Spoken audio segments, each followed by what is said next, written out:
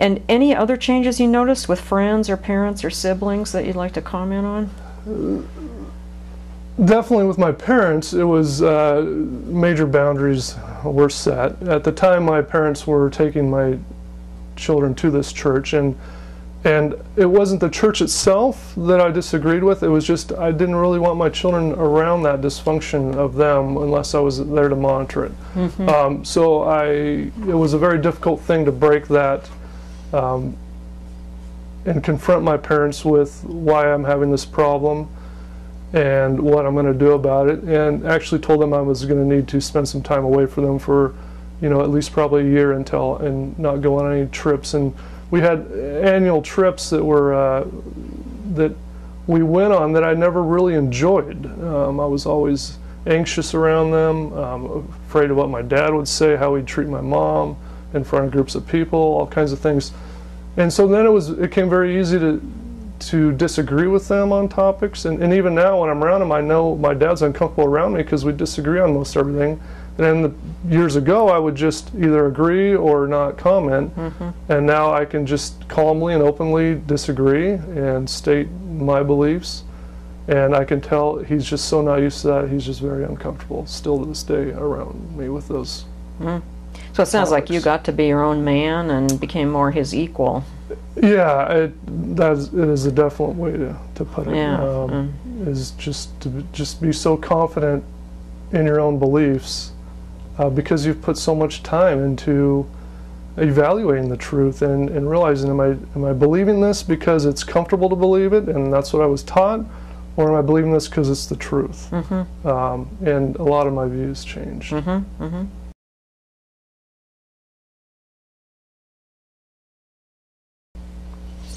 And at what point did you go back to work? I went back to work, I think after we had been working together 7 months, somewhere in that 6 to 8 month range, I believe. And I went back knowing that I was going to have a whole nother list of issues to go through. Because I was going to be put in positions of authority. My work required a lot of medical professional people asking me questions all day and being in charge of medication management for a facility. So it wasn't something I could just ease back into responsibility-wise. It's an all or nothing. Either I am in charge or I don't have the job. I see.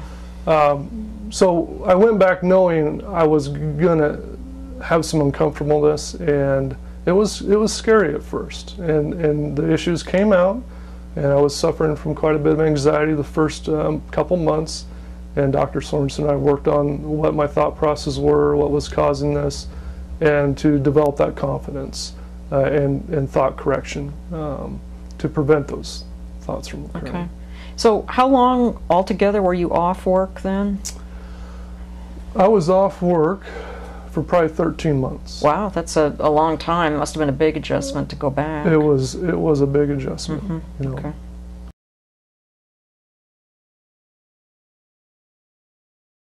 Dr. Sorensen teaches her clients that you can recover from low self-esteem to about 98%, but that it's still possible to have a self-esteem attack when something totally unexpected happens. Did anything like that happen to you after therapy or during the course of it? It did, and it was fairly recent too, about 3 to 4 months ago.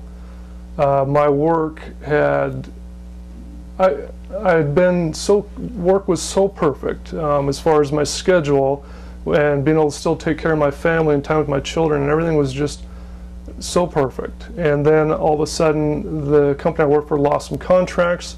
I was looking at either losing my job or my job shifting to quite a different role, and I started having negative thoughts about it, and all of a sudden I slipped into a low self-esteem attack that lasted for several weeks, and then all of a sudden I started developing symptoms of the nausea in the morning and then not being able to eat breakfast very well and then not sleeping well. I realized right then, I'd gotten so lazy about trying to work on anything because life was so easy and so good and everything was just rolling so well in my life. It did catch me off guard, but I do remember being told that these bumps in the road can occur. And so I did call and contact Dr. Sorensen to set up a couple appointments to go over a few things. I had sat down one night and just went through all the negative thoughts I was having and wrote down the truth, had a plan to go through and correct these thoughts, and wanted to make an appointment to go over them with Dr. Sorensen to make sure I was on the right track, and started working on that, and it really only took a couple weeks for things to start lifting.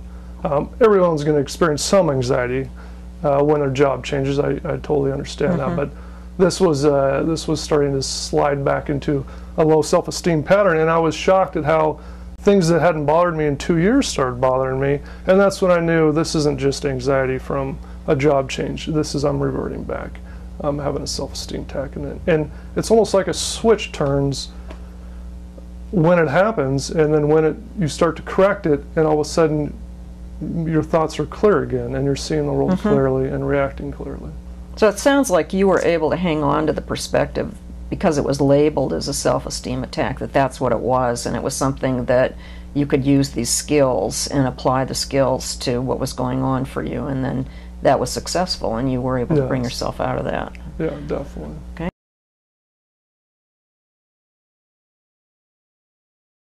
And were you shocked that that had happened at the time that it happened? Was it a surprise to you? I wouldn't say I was shocked that it happened. I was shocked to the degree it happened.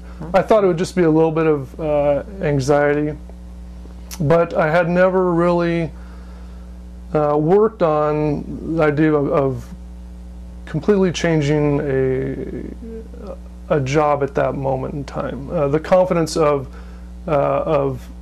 accepting positions within new companies. It's just hard to explain, but I had never really been put in that exact position before. It's hard to feel successful when you're in a new job or you have a big job change until quite a bit of time elapses sometimes. And yeah, and just being comfortable with that discomfort. Yeah, I don't know how else to explain it. Yeah, it's hard sometimes because you don't feel successful, and in this situation it seems to have triggered a sense that there was something wrong with you or you were failing. And so right, and that is it too, is that the thought that I really, really had no control over the situation I was in, and yet somehow you blame yourself. That's just not a clear state of mind, and that someone with low self-esteem would definitely go in that direction. And then it triggers you into the negative thoughts, I see.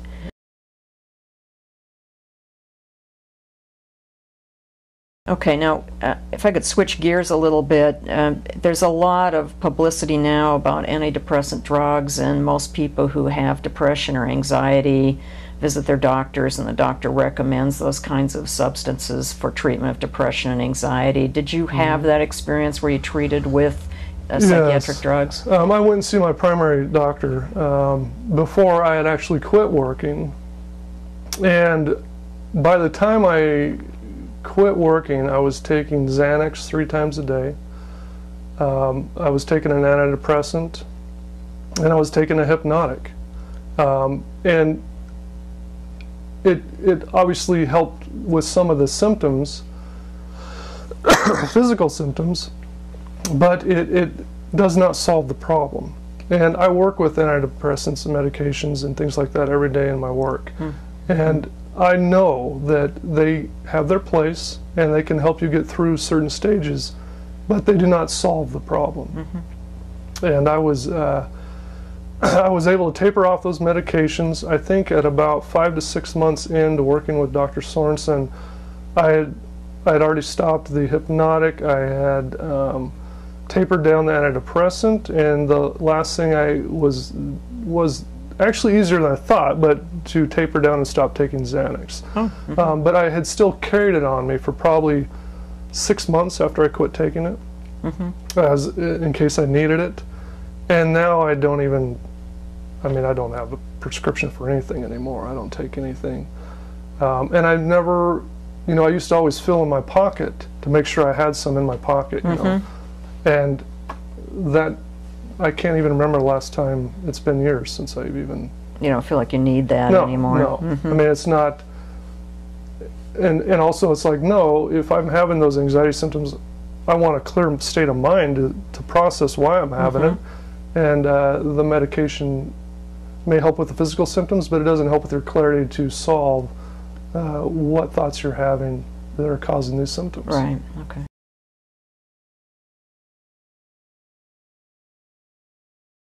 So it sounds like your work with Dr. Sorensen had a huge positive effect on your life. What do you think now about her work and the recovery you've experienced? Are there other things you'd like to say about that? Yeah, I think back of what I went through, and I was horribly frustrated with the mental health field. As far as there's no standards of practice, or there's no tools given to the patient to when they leave that office, they feel empowered, that they have something that they can work on their own time. And that, you know, the whole idea of just discussing your problems and the natural state of the mind is contentness.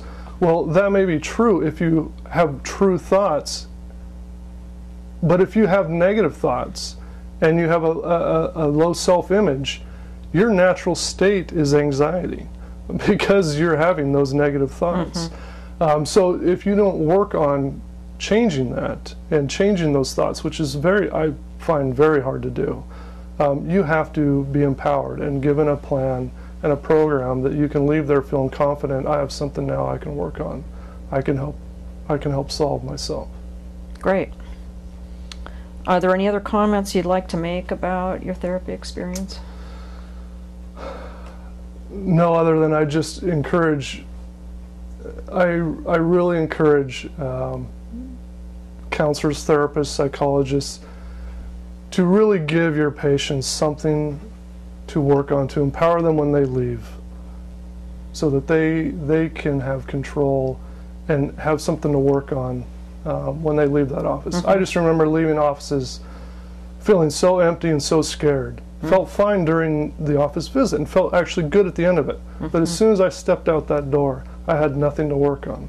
And nothing that you knew what to do. Nothing that told me these symptoms aren't going to come back. These thoughts aren't, no long-term plan. And with Dr. Sorensen, there was a long-term plan. Great. Well, I respect your courage in being willing to talk about your experience for the benefit of other people. And I just have one final question, which is, what were your reasons for agreeing to do this interview? My reasons for agreeing to do the interview were just that I want this information out there for other people who went through what I went through. I can't imagine anyone having to go through that depth of depression that I went through. And that's why I got a little emotional today during this interview, is because I had never understood anyone ever wanting to take their life. Even all the anxiety I experienced in my life, I'd never reached a point to where that was an option. And now I understand that, and I just can't imagine there are people going through that. And also understanding that fear once you leave a therapist's office of not having anything to work on and not feeling confident you're going to get better. But having that plan that you can work on and you will get better. Okay, great. Thanks for letting us do this interview this morning. It was a pleasure talking to you.